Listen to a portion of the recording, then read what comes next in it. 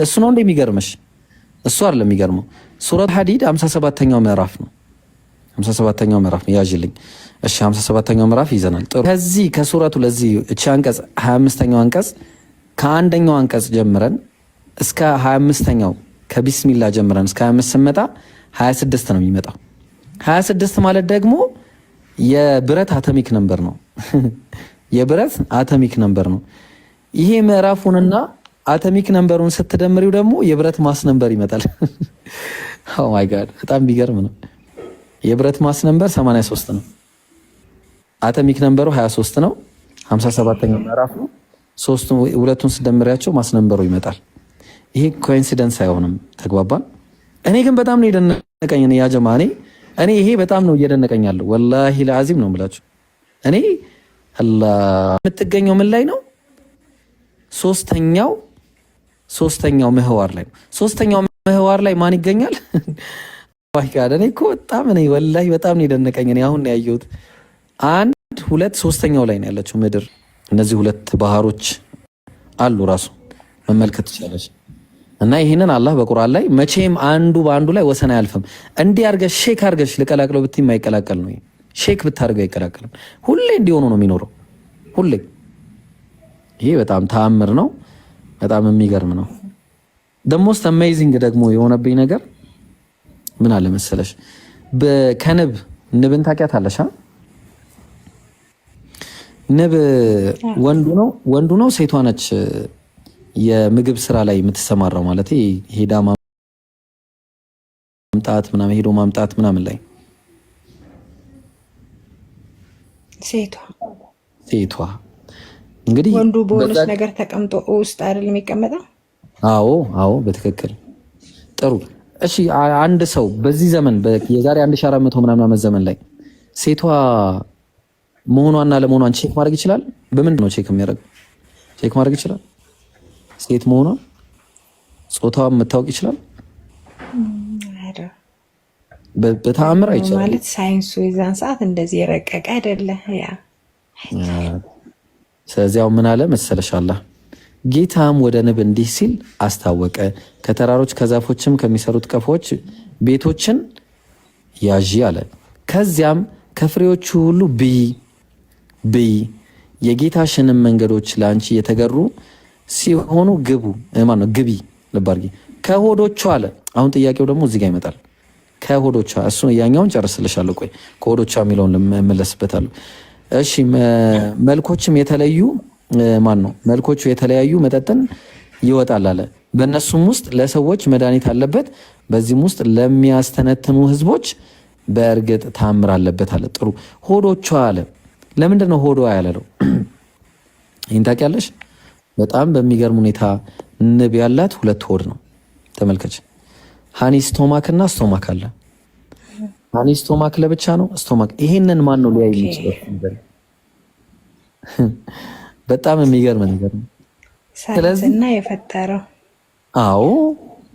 ማንም ሊያውቅ አይችልም ሆዶቿ ብሎ ነው ያስቀመጠው ሆዶ አላለም ከሆዶቿ ሱብሃንአላህ ስለዚህ ይሄንን ማንም ሊናገር አይችልም አንድ ደግሞ እስቲ የቁርአን ታምራዊ አቀማመጥን ደግሞ ለይሽ ቁርአን ላይ ሱረቱል በቀራ የሚባለው ሁለተኛው ምዕራፍ የመጨረሻው አንቀጹ 286ኛው 286 ነው መጨረሻው አንቀጹ በጣም በሚገርም ሁኔታ ይጠቅሳል وكذلك جعلناكم أمة وسطا ልክ እንደዚሁ መካከለኛ ህዝቦች አረግናችሁ አለ ኡመተን ወሰጣ መካከለኛ ህዝብ መካከለኛ ህዝብ የሚለው ስንተኛው አንቀጽ ላይ እንደሚገኝ ታውቂያለሽ በጣም በሚገርም ሁኔታ ስንት ላይ ይገኛል መሰለሽ 143ኛው ላይ ይገኛል 143ን በሁለት ብታባዡ ስንት እንደሚመጣ ታውቂያለሽ 286 ነው የሚመጣው 286 ይመጣል ግልጽ ነው ኡመተ ወሰጣ መካከለኛ ህዝብ ብሎ አላህ የጠቀሰበት ጥቅስ ላይ ቦታው ጠቅሶ የሚገኘው የሱረቱል በቀራ መካከለኛው ሱራ ላይ ነው ሱብሃንአላህ ኮኢንሲደንስ ሊሆን አይችልም በምንም ተአምር ገጠመኛ አይሆንም ይሄ ከአላህ ዘንድ ቢሆን እንጂ ማለት ነው ከአላህ ዘንድ ቢሆን እንጂ ማለት ነው። በነገራችን ላይ ቀን የሚለው ቀን የተጻፈው ቀን የሚለው የተጻፈው ስንት ጊዜ መሰለሽ? 365 ጊዜ ነው። 365 ጊዜ ቀን የሚለው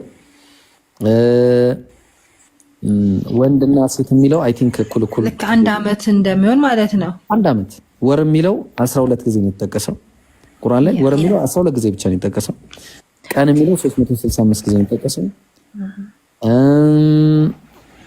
አረ ወላሂ በጣም ብዙ ናቸው። እንደዚህ አይነት ነገር በጣም ነው የምትገረሚ። በቃ የሚገርምሽ እና ይሄኛውንም እሺ በቃ ሌላ ደግሞ ላሳይሽ። ሌላ ደግሞ ፈርዖንን ታውቂዋለሽ? ይሄን ፈርዖንን ታውቂዋለሽ መቼስ? ፈርዖን ያው የመጽሐፍ ቅዱስ ነው። መጽሐፍ ቅዱስ ላይ ነው የማውቀው ፈርዖን። ትክክል። አሁን የት እንደሚገኝ ታውቂያለሽ? ግብጽ ውስጥ እንደሚገኝና እንደሚጎበኝ ታውቂያለሽ? ግብጽ ግብጽ ውስጥ አለ። በጣም ጥሩ። ባህር ግን እኮ ባህር እኮ ግን ውጦት ነበር አይደለ? ያ ሙሴ ሲሻገር እሱን ውጦታል። ጥሩ። አሁን ተአምሩን እዚህ ቁርአን ላይ ነው የምታገኘው። ምን ይላል? ሱረቱ ዩኑስ ላይ ምዕራፍ 92 ላይ ምዕራፍ አይ ቲንክ ስንት ላይ ነው? ምዕራፍ 10 ቁጥር 92 ላይ እንዲህ ይላል፣ ዛሬማ በኋላህ በኋላህ ላሉት ወደፊት ለሚመጡ ማለት ነው። ከኋላህ ላሉት ወደፊት ለሚመጡ ህዝቦች ተአምር ትሆን ዘንድ ከሰመጠ በኋላ እኮ ነው። ተአምር ትሆን ዘንድ በድን ሆነህ ከባህሩ እናወጣሃለን ተባለ። ከባህሩ ይወጣል በድኑ፣ ትተፋዋለች ባህሩ አለ አላህ ተናገረ። ከዛስ ምን ሊሆን ዘንድ ነው ያወጣው? ተአምር ሊሆን ዘንድ ነው ያወጣው። ተአምር ከሰዎችም ብዙዎቹ ከተአምራቶቻችን በጣም በእርግጥ ዘንጊዎች ናቸው አለ። ይሄንን የተናገረው ቁርአን ብቻ ነው። ልብ አድርጊ። የዛሬ 1000 ምናምን ዓመት የነበረ ሰው የዛሬ 3000 ዓመት የነበረን ሰው አካሉ ምድር ላይ ነው የሚገኘው። ወደፊት የሚመጡ ህዝቦች ደግሞ የሱን ገላ አግኝተው ተአምር ይሆናል። የሱ ገላ ተአምር ሆኖ ሰዎች ይጎበኙታል እኮ እያለ ነው። ይሄው እኮ ቁርአን ላይ እኮ ተናግሮታል። እንዴት አንድ ምንም የማያውቅ ማለትም በዛ ዘመን ላይ እንዲህ አይነት ነገር ሊሆን ጭራሽ ይሄ የማይታሰብ ነገር ነው። ወላሂ ገብቶሻል? ይሄ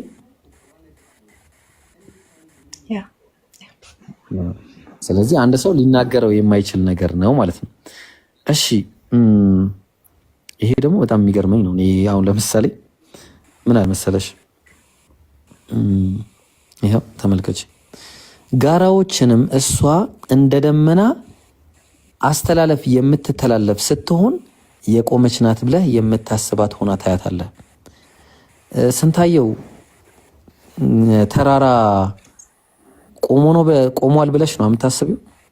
እኔና አንቺ ስናየው መቼስ ይንቀሳቀሳል ብለሽ ታስቢያለሽ? ተራራ ከፍታ ስላለው አዎ፣ እንዲህ ስታዩ ይንቀሳቀሳል? አይንቀሳቀስም ያስባል። ልብ አድርጊ እንግዲህ ምን አለ? ጋራዎችንም ማለት ተራራዎች ማለት ነው። እሷ እንደ ደመና አስተላለፍ አለ። እንደዚህ አይነት ማለት ነው። አንደኛው በአንደኛው ላይ ላይክ እንደዚህ ማለት ነው። እንደዚህ አይነት አስተላለፍ ደመና እንደዛ ነው የሚተላለፈው። ስትሆን የቆመች ናት ብለህ ታስባለህ። የቆመች ናት ብለህ ነው አንተ የምታስበው፣ ግን ይንቀሳቀሳል ነው ኢን ሴንስ። ታዲያ እንዴት ነው ከተባለ ይሄው እኛ 7ኛ ክፍል የተማርነው ይሄ ሪፍት ቫሊ ይሄው ተመልከች። እነዚህ እንዲህ ሲንቀሳቀሱ ይሄ እንዲህ ይንቀሳቀሳል። የደመና አይነት አስተላለፍ ማለት ይሄ ነው። በዚህ ምክንያት ትልልቅ ተራሮችና ሪፍት ቫሊዎች ይመሰረታሉ። በዚህ እንቅስቃሴ ምክንያት ፎልዲንግ ምናምን ተግባባ። ይሄ በጣም የሚገርም ከአላህ ካልሆነ ከማንም ሊሆን አይችልም። ሌላኛው እስቲ አንዳንድ ነገሮች ልጨምርልሽ። ለምሳሌ በዛ ዘመን ላይ ማለት ነው ስለ እንደዚህ ረጃጅም ፎቆች አንድ ነብይ ይናገራል ብለሽ ታስቢያለሽ? ረጃጅም ፎቆች ይኖራሉ ብሎ ምን አሉ መሰለሽ ነብዩ ሰለላሁ ዐለይሂ ወሰለም ወአንተ ረል ሑፋተ ልዑራተ ልዓለተ ሪዓ ሻ። እንግዲህ ምን አሉ ነብዩ ሰለላሁ ዐለይሂ ወሰለም ምንም ልብስ የሌላቸው ባዶ እግራቸውን የሚሄዱ ፍየል ጠባቂ የሆኑ ሰዎች ማለት አረቦችን ነው የሚሉት። ፍየል ጠባቂ የሆኑ ሰዎች አረቦች ምን ያደርጋሉ? የተጣወሉነ ፊል ቡንያን ፎቅን በመስራት ላይ ረጃጅም ፎቅ በመስራት ላይ ይወዳደራሉ። ተግባባል። አሁን ዓለማችን ላይ በፎቅ ውድድር ላይ ያሉት እነማን ናቸው? ረጅሙ ፎቅ ማን ነው? የማን ነው ረጅሙ ፎቅ? ዱባይ። ከዛስ አሁን እየተሰራ ያለው የማን ነው? አሁን ደግሞ እየተሰራ ያለው ጅዳ ነው አይደለ? 1000 ሜትር 1 ኪሎ ሜትር። ኦኬ ያ ይሄንን ታዲያ አንድ ነብይ ያኔ ወደፊት የኔ ህዝቦች እንዲህ ይሆናሉ ብለው መናገራቸው አይገርምም? ይሄ ከአንድ ዝም ብሎ ሰው እንደዚህ አይነት ነገር ይገኛል ብለሽ ታስቢያለሽ? በጭራሽ ሊሆን አይችልም። እሺ እስቲ ወሳኝ ፖይንት ላሳይሽ፣ በቃ እንዳያደክመን። ብዙ ነው በነገራችን ላይ በጣም ብዙ ነው። እስቲ ለምሳሌ ባዶ እግር ስለመሄድ ላሳይሽ። ባዶ እግር ነብዩ ሰለላሁ ዐለይሂ ወሰለም ያው የተጠቀሰ ሐዲስ ላይ ነው። ሱነን አቢ ዳውድ ምን አሉ? ነብዩ ሰለላሁ ዐለይሂ ወሰለም አሉ ዩዝድ ቱ ኮማንድ አስ ያዙን ነበር አንዳንዴ ቱ ጎ ቱ ቤርፉት ባዶ እግራችንን እንድንሄድ አት ታይምስ አንዳንድ ጊዜ ማለት ነው። አንዳንዴ ባዶ እግራችንን እንድንሄድ ያዙን ነበር። ለምን እንደሆነ ታውቂያለሽ? ለመሆኑ ቆይ ላሳይሽ አንድ ጊዜ። ምንድነው ጥቅሙ? እስቲ ባዶ እግር መሄድ ምንድነው ጥቅሙ? Charge simply by removing our shoes. When he is wearing shoes, there is zero charge. It's actually negative. Zero charge, no benefit. He's not getting any benefit from the ground. Here with me is an electrical meter. We're going to use it to prove that the human body is an electrical gel and that the ground is the charger that charges our body. And we charge it through putting our bare feet on the ground. So here is my colleague, Brian. Brian has shoes. I'm going to test by putting this probe into the soil, like that. And I give him to hold the probe. I start the meter. When he's wearing shoes, there is zero charge. It's actually negative, zero charge. So let's see what happens when he removes shoes and steps on the cement.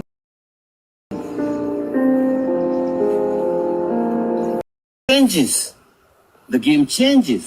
There's some better conduction. There's some current going in. What do we understand from here? We understand that cement, rock, they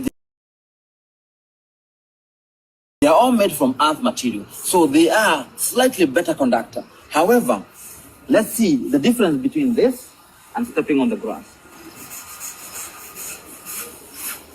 The difference is very clear in terms of the numbers. The numbers have skyrocketed.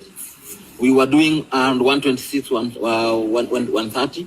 Now we are around 150, 156. What does that mean? It means that the cement is the bonoko charger. And the ground, Mother Nature. በጣም የሚገርመው ነገር አይተሻል አይደለ? ትልቅ ጥቅም ነው ያለውና ለዛ ነው ሲያስቀምጡ ዶክተሮች ተመራማሪዎች ምን ብለው ነው ያስቀመጡት? ተመልከች፣ ቤርፉት መሄድ ከጥቅሞቹ መካከል ምን ብለው አስቀመጡ? ለምሳሌ እሺ ክሮኒክ ስትረስ፣ በቃ የስትረስ ችግርን ያስወግዳል። ኤንኤስ ዲፍ ማን ነው የእንትኖች ቋንቋ ይከብዳል ያው የዶክተሮች። ከዛ ኢንፍላሜሽን፣ ፔን፣ ፑር ስሊፕ፣ ዝም ብሎ ደካማ የሆነ ስሊፕ፣ እንቅልፍ ማጣት ምናምን፣ እነዚህን ሁሉ ይኸው እዚህ ጋር የተዘረዘሩት እንዳለ በሽታዎችን በምን ማስወገድ ይቻላል? ቤርፉት ባዶ እግር በመሄድ ማለት ነው። እስቲ ልብ አድርጊ። አንዳንድ ጊዜ ባዶ እግራችሁን ሂዱ ብለው ነበር ነብዩ ሰለላሁ ዐለይሂ ወሰለም የሚመክሩ የነበሩት። ይሄ እንግዲህ ዝም ብሎ ተራ በሆነ ነገር ሊመከር የማይችል ነው። እሺ አንዱን የሆነ ጥሩ ፖይንት ብለው ብዙ ነው ነገሩ። ሱብሃንአላህ። የትኛውን ላሳይሽ? እስቲ ምረጭ። የትኛውን ላሳይሽ? አንዱን ምረጭ እስቲ። ዝም ብለሽ ፎቶ ያመረሽ ችግር የለው። አንዱን ምረጭ። የትኛው የለውም። አንተ እንትን የሚልህን እኔዋን ችግር የለውም ወንድሜ። በቃ እሺን ላሳይሽ። ምን አለ መሰለሽ? ወሰማኢ ወጣሪቅ ወማ አድራከ መጣሪቅ አነጅሙ ሳቂብ አለ። ሱብሃንአላህ። ምን አለ መሰለሽ? እዚህ ጋር ነው በትክክል የሚገልጸው። ምን አለ? I call to witness the heaven and the visitant in the darkness of the night አለ። እንግዲህ አሁን ወሰማኢ ወጣሪቅ ማለት እሺ ምን ብሎ ነው ያስቀመጠው? አማርኛ በሰማይም በሌሊትም መጪው እምላለሁ አለ። በሌሊት በሚመጣው እምላለሁ አለ። ከዛ and what should make you know what the night visitant is ምን አሳወቀ ይሄ በሌሊት የሚመጣ የተባለው ከዛ በኋላ ምንድነው አለ النجم الثاقب it is the star of piercing brightness አለ piercing ማለት ምንድነው የሚያንኳኳ ማለት ነው የሚያንኳኳ አሁን ማንኳኳት ምን አይነት ስታር ነው ለመሆኑ የሚያንኳኳ ያው ስታር ማለት ኮከብ ነው የሚያንኳኳ ኮከብ ለመሆኑ አለን ምን ማለት ነው እሺ ምን ማለት ነው ብለን ስንል አዎ አለ ምን ይሏቸዋል the hammers ብለው ይጠሯቸዋል አሁን ሳይንስ የደረሰበት hammers ብለው ይጠሯቸዋል ቆይ አንዴ ላሳይሽ ካገኘሁት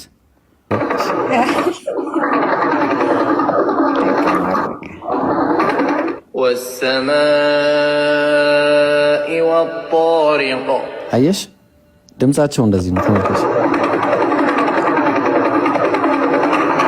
እሺ እንደዚህ እንዲህ አይነት ኮከብ አለ ብሎ መናገር በዛ ዘመን ላይ እንዴት ነው ሻው ማለት በቃ ፒርሲንግ ማንኳ የሚያንኳኳ ማለት ነው ራሱ ኖኪንግ ይሄ በዚህ ይመጣል ራሱ ማለት ነው እና እንዴት እንደዚህ አይነት ኮከቦች አሉ ብሎ መናገር የሚችል አንድ መቼስ እዛ ካሌጅ በስተቀር በጣም ረጅም ርቀት ላይ ያሉ ኮከቦች ናቸው ማን ነው ሊናገር የሚችለው ይሄንን ነብይ ካልሆነ በስተቀር ማንንም ሊናገር አይችልም በዛ ላይ ደግሞ ሰማይ ጭስ እንደነበረች ይናገራል ምንም ነገር ሳይኖር በፊት አላህ ምን ይላል ከዚያም ወደ ሰማይ እሷ ጭስ ሆና ሳለች አሰበ ይላል እንግዲህ እንደምታውቂው መጀመሪያ ያው በቲዮሪያቸው መሰረት ሰማይ ጭስ እንደነበረች ነው አሁን ሳይንስ የደረሰበት ለዚህ ጭሶች እንደነበሩ ነው እንጂ ምንም ነገር የለም ከዛ በፊት ወደሷም አሰበ ጭስ ሆና ሳላል ይሄም አንድ ነብይ እንጂ ሊናገረው አይችልም በጣም የሚገርመው ደግሞ ምን አለ አላህ በቁርአን ላይ ሲናገር እሺ ምን አለ እሱ ያ የምትፈሩትን የምትከጅሉትም ስትሆኑ ብልጭታን የሚያሳያችሁ ከባዶች ደመናዎችንም የሚያስገኝ ነው አለ ለምንድን ነው ከባዶች ብሎ የተጠቀመው ለምን ደመናዎችን አላለም ለምን ከባዶችን አለ ብለን ስንል አው ከባድ ናቸው አንዱ ደመና ከባድ የሚባለው 500,000 ኪሎ ግራም ነው የሚመዝነው 500,000 ኪሎ ግራም ይመዝናል ይሄንን በበረሃ ሀገር ላይ የሚኖር ሰው ደመናን እንኳን በቅጡ የማያይ ሰው እንዴት እንዲህ አይነት ነገር ይናገራል ብሎ ማሰብ ራሱ በራሱ በጣም ከባድ ነው ለዛ ቁርአን ላይ ምልክቶች አሉ ለዛ ብዙ ቦታ ላይ ለአያቲን ሊኡሊል አልባብ ለነዛ ለሚያስተነትኑ ሰዎች ታምራ ላይ ያለ ያለ የሚናገረው ይሄ ደግሞ በጣም የሚደንቅሽ ነገር ምን አለ ሱብሃንአላህ ወይም ማለት ተመልከች እዚህ ከእንግሊዝኛው ላይ ቲክ ኦተር ዳርክነስ ኦፍ the fathomless deep sea አለ ልባርጊ ዳርክነስ አለ በጣም እልም ያለ ጨለማ ነው አለ የት ዲፕ ሲ ታች ማለት ነው የባህሮች ጥልቅ የመጨረሻው ክፍል ምንድነው አለ ዳርክነስ በጣም እልም ያለ ጨለማ ነው አለ ያው ምን አለ እንዳሉ ጨለማዎች ነው አለ የት እንዳሉ ጥልቅ ባህር ውስጥ እንዳሉ ጨለማዎች አለ ለመሆኑ በዛ ጊዜ ዳይቭ የሚያረግ ሰው ነበር እንዴ ቼክ የሚያረግ ሰው ነበር ለነሱ በጭራሽ አልነበረም ለዛ ነው ስትመለከቺው በሜትር አሁን ሲ ሌቭል ላይ ያለው በዚህ መልክ ነው በቃ ሰንላይት አለ በዚህ 200 ሜትር ላይ ስትመጪ ደግሞ ምን አለ እንትን ነው ራሱ ትዋይላይት ነው ያለው ትዋይላይት ማለት ይሁን ትንሽ የጨረቃ አይነት እንትን ማለት ነው ከዛ ደግሞ ልክ ስትመጪ ወደ 1000 ሜትር ስትጠጊ ደግሞ ሚድናይት ነው ጨለም ድቅድቅ ጨለማ ነው ያለው ለዛ ነው እነዚህ የት አለ ይሄን አይተሽው ከሆነ ይሄ የፊሽ አይነት የሚያበራ ፊሽ ነው እዛ ውስጥ የሚያበራ ፊሽ ነውና የሚሸውዳቸው ራሱ በዚህ እንትን ነው ሲሸውድ ራሱ ይሄን አሳይቷቸው ነው እሱ የሚበላቸው ስለዚህ ዲፕሲ ነው ሱብሃንአላህ ዲፕሲ ውስጥ የሚገኘው ምንድነው ድቅድቅ እሺ የትኛው ነብይ እንዴት ዝም ብሎ አንድ ሰው ይናገራል ይሄ ሁሉ ተአምር ወላሂ ነው የምልሽ ይደክመናል እያወራን ማለት ነው ስለዚህ ይብቃን በዚህ በሳይንሱ ጥሩ ነገር አይተሻል ብዬ አስባለሁ ኧረ በደንብ ቴንክ ዩ ሶ ማች በጣም የማመሰግነው ማለት ደስ የሚል ነገር ነው ያው ወደፊት በደንብ ብትሲለኝ ደግሞ ምስጋናውን ሁሉንም እደርስበታለሁ ኢንሻአላህ አላህ ሂዳያ ይስጥሽ እሺ ምን ልጨምርልሽ እኔ በነገራችን ላይ አይደክመኝም አንቺን ካልደከመሽ ምን ልጨምርልሽ ችግር የለውም በጣም አመሰግናለሁ አይ ይበቃናል በቃ ኦልሬዲ ቴንክሉክ ማለት 11 ሰዓት ሊሆን ነው። ስለዚህ ችግር የለውም። ቴንኪዩ አመሰግናለሁ። ልፋትህንም ፈጣሪ ያንተንም ልፋት ይልህ። አሚን። የኔም ቀጥተኛውን ነገር ይምራኝ። በጣም ነው የማመሰግነው ወንድሜ። እውነት ከልቤ ነው ምስጋና። እንደዚህ የሆነ ስለ ቁርአን የምታስተምረው ሰው ሲኖር ምናምን እቀመጣለሁ ገስት ላይ እማራለሁ። ኢንሻአላህ እምነት ከልብ እንትን የምትለው አይደል? ልብህን ውስጥህን መነካት ስላለብህ እንትን በደንብ እንዲገባኝ እፈልጋለሁ። በደንብ መማር እፈልጋለሁ። ሰው ጊዜ ሲኖርህ የማነባቸው መጽሐፍቶች የሚያግዘኝ ነገር ካለ በቴሌግራም ቲዲኤፍ ምናምን ነገሮች ካሉ እነሱንም ሼር አድርገኝ ኢንሻአላህ። ሰው ለዛሬው በጣም ነው የማመሰግነው ወንድም አለሜ። አመሰግናለሁ። እሺ መልካም ጊዜ ይሁንልሽ። ከፈለግሽ መቀመጥ መብትሽ ነው። አሁን ሰዎችን አስገባለሁ። ተቀመጪ ከፈለግሽ። ገስት ነሽ። እሺ በቃ እሺ እቀመጣለሁ። አይ ኸይር ኢንሻአላህ። አሁን መግባት ትችላላችሁ። ያ ጀማሽ ራሱ የሌለን የደነገጥኩት ሱብሃንአላህ። እኔ አላሁ አክበር። እኛ የምንኖርበትን ምድር እኮ ጠቆመን እኮ ስንተኛው እንትን ላይ እንደምንገኝ ማለት ነው። ይኸውልህ ሳሚ ስንተኛው ይኸው ካፍ ከካፍ ጋር ላም ከላም ጋር ፋ ከፋ ጋር ያ ደግሞ መሀል አለች አይደል ሳሚ? ቁጠራው እስቲ 1 2 3 ምህዋር ነው ያለው። ምድር ስንተኛው ላይ ነው የምትገኘው?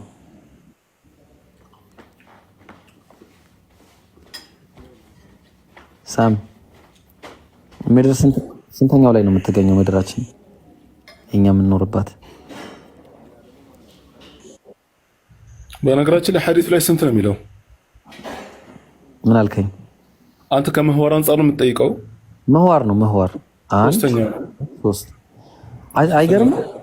እኔ ወላሂ በጣም ነው የገረመኝ። እኔ ምን የሆነ እስቲ ምናልባት እስቲ እኔ ካየሁት አንግል ውጪ እስቲ ካያችሁ ኖ አይ ካላችሁ እስቲ በሉኝ እስቲ።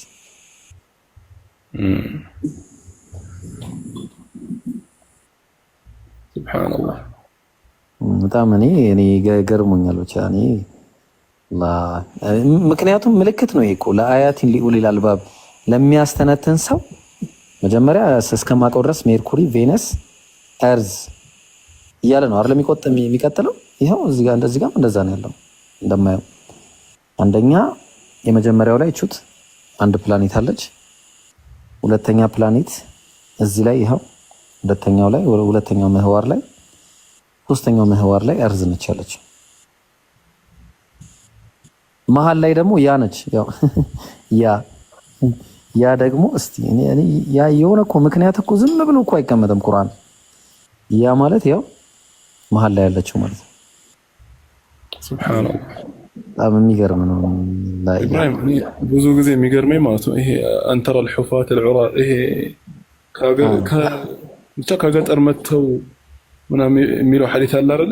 እኔ እሱ ላይ በጣም ነው የሚገርመው በጣም ምክንያቱም ህንጻ ሰሩ ምናምን ተብሎ ኢቭን በአዲስ አበባ ደረጃ እንኳን ሌላው ተወና በአዲስ አበባ ደረጃ እንኳን ከሀገር ቤት መጣው ነው። ስለዚህ ሰው የታሪክ አታውቅም ይባላል። ከሀገር ቤት ነው የመጣው ፌስታል ያዞር ነበረ ምናምን ተብሎ ከዛ ስታዩ ፎቆች ምናምን ሰርተው ታያለህ።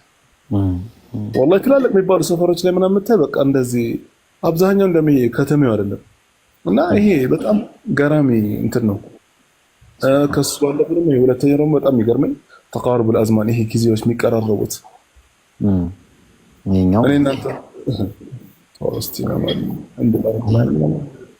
ይሄ ማለት ነው። لا تقوم الساعة حتى يتقارب الزمان وتكون السنة كالشهر والشهر كالجمعة وتكون الجمعة كاليوم ويكون اليوم كالساعة وتكون الساعة ትላንት የገረመኝ ነገር አዲስ የሚባለው ባለፈው ነው 2017 የገባው ቅርብ ጊዜ ማለት ነው። አዎ እኮ ሱብሃንአላህ ወላሂ በጣም ብዙ ተአምሮች አሉ። በነገራችን ላይ ኡስታዝ ይሄኛው ምናልባት አይተው ከሆነ የተቃረበ ዘመን ማለት ያኔ ከኢትዮጵያ ወደ መካ ከመካ ወደ ኢትዮጵያ ስንት ጊዜ ይፈጅ ነበር? ቢያንስ 3 ወር ከ3 ወር በላይ ይፈጅ ነበር አይደል? አዎ አሁን ያው በስንት ጊዜ ነው የምትሄደው? ዘመን ተቀራረበ እኮ ያው ዘመን ተቀራረበ ማለት ከዚህም ይወስዳል። በአንድ ጊዜ በአንድ ሰዓት ባልሞላህ ጊዜ ውስጥ ትሄዳለህ። ይሄ ዘመን ሲቀራረብ እንደዚህም ታያለህ። ባቡሮችን ያቸው መኪናዎችን ያቸው በጣም ዘመኖች ተቀራረቡ። በቃ ጊዜ ተቀራረበ በጣም ሰዎች በጊዜ ውስጥ መሄድ ይጀምራሉ ማለት ነው። በሁለት ተፍሲር ማየት ይቻላል ይሄን ነገር። ሌላኛው ቀድማ ከዚህ ጋር እንደው ትንሽ ለፈገግታ ያክል እኔ እንትና የመሐመድ አልዓሙዲ ያክስቱ ልጅ ያጎቱ ልጅ ጓደኛዬ ነው። ከኔ ጋር ተምሯል ከ7 እስከ 12 እና እዚህ ከመጣ በኋላ የጓደኛዬ አባት ሲሞቱ አጋጣሚ ረመዳን ነበርና ተነገራቸው አልዓሙዲ ወላሂ በ2 ሰዓት ከምናምን ከቻሉ ቀብር ቦታ ማለት ተነግሯቸው ከዛ ይዩት የአላህ ወሊ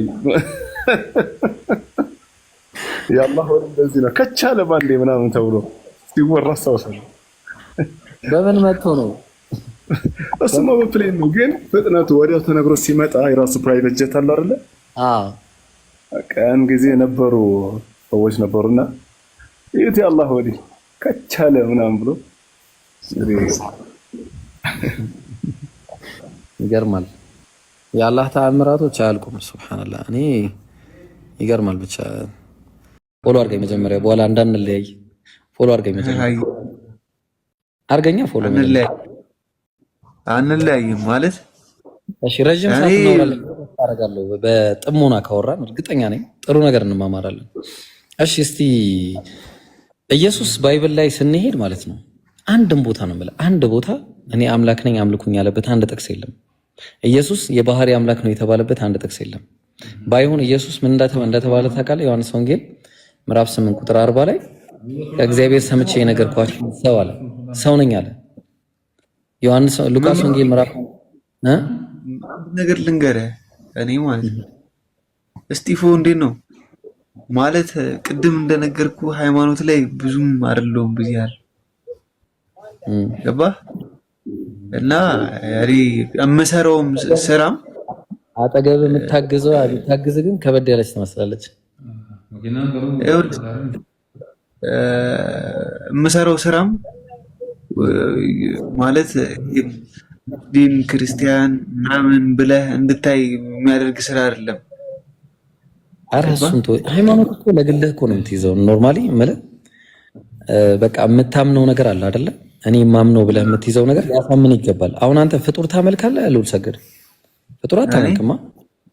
ፍጡር ታመልካለህ? እኔ ማለት ምን መሰለህ ቆይ ፍጡር ታመልካለህ? ደስ ይለኛል። እኔ ኖርማል